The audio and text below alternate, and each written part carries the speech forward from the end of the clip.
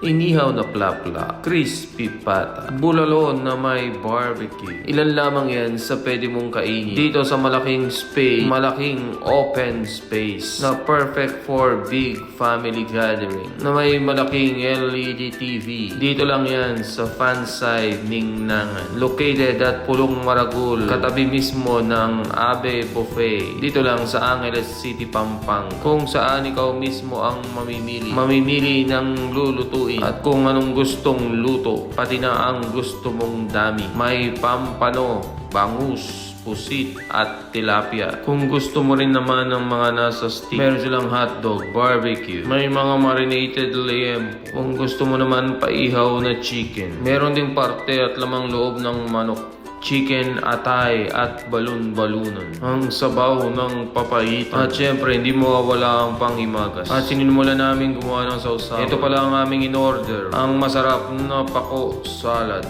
Dahil malamig ang panahon ay bulalo na sinabayan namin ng crispy pata. Hindi mawawala ang inihaw na plapla. At syempre, ang favorite ni Unika Iha na barbecue. Meron din palang buttered tahong na wala sa video. At sa huli, ang leche plan. Sa lasa, 10 out of 10. Sa presyo, 7 out of 10.